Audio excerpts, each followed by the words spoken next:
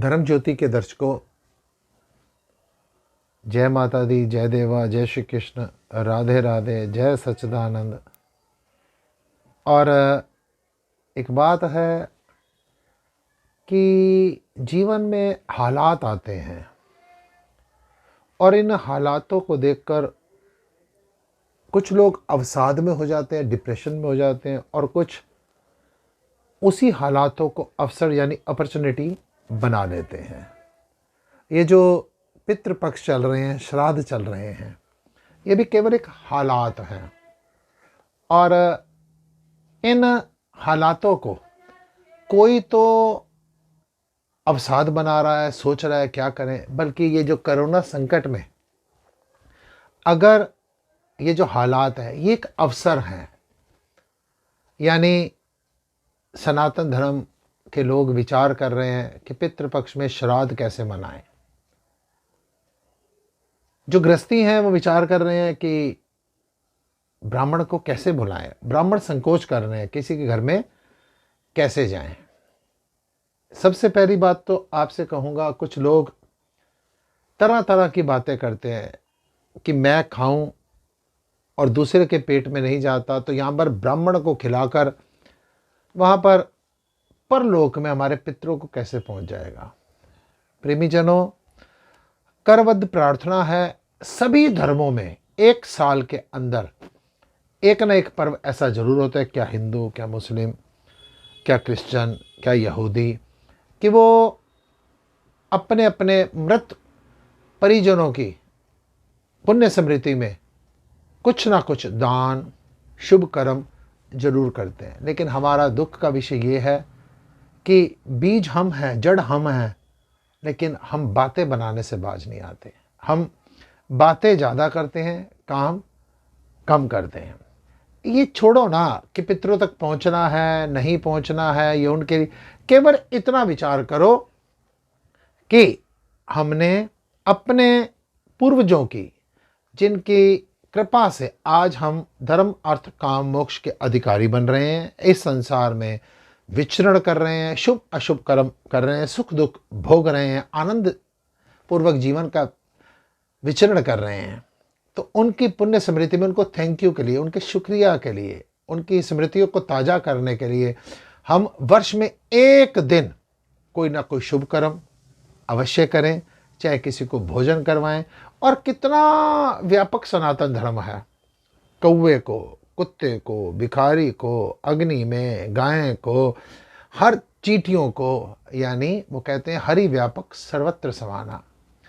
हमने श्री राज माता झंडे वाला मंदिर में कोरोना संकट के मद्देनजर 15 दिन के लिए हमने ब्रह्म भोज पाकशाला का प्रबंध किया है। ब्रह्म भोज पाकशाला का अर्थ ये है कि इन 15 दिनों में कोई भी गृहस्थी अपने अगर पितरों पूर्वजों की पुण्य स्मृति में भोज करना चाहता है, भंडारा करना चाहता है, तो वो हमारे को कुछ भी आर्थिक सहयोग देकर या अन्न दान करके वो एक दिन का भंडारा करवा सकता है।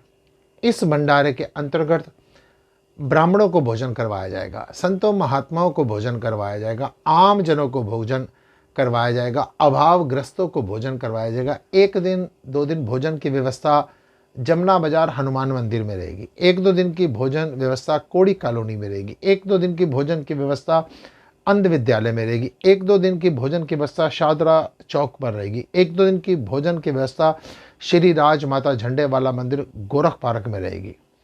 और इन्हीं 15 दिन के अंदर हम 2-3 बार जो असहाय बेसहारा जो विधवा बहनें हैं, उनको राशन सामग्री आप सबके द्वारा हमारे माध्यम से वितरित की जाएगी।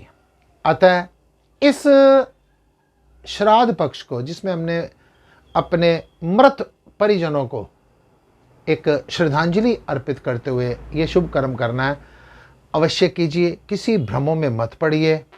और इस प्रकार से श्राद्ध कर्म जो होगा श्रद्धा के साथ किया हुआ, वो हमारे मन को शांति देगा, हमारे परिवार में आनंद देगा, खुशियों की बहार देगा। हमको श्राद्ध जरूर करना चाहिए। और अगर किसी की इच्छा ये होगी कि स्वामी जी हम भोजन भंडारे के साथ साथ ना हम संकल्प भी करना चाहते हैं, हम लोग पिंड दान भी करना चाहते हैं, तो श्री राजमाता झंडे वाला मंदिर ऑनलाइन ये प्रबंध कर रहा है। जिसकी इच्छा ऐसी भी होगी, ऑनलाइन लाइव बैठकर व्हाट्सएप के माध्यम से वो घर बैठकर पिंडदान या संकल्प या जो भी शुभ कर्म करना चाहता है वो इस प्रकार से उसको करवाया जाएगा। आप हर तरह से इस ब्रह्म भोज पाकशाला में भाग लीजिए और सहयोग दीजिए और पितरों को, पूर्वजों को, मृतकों को श्रद्धांजलि अर्पित कीजिए।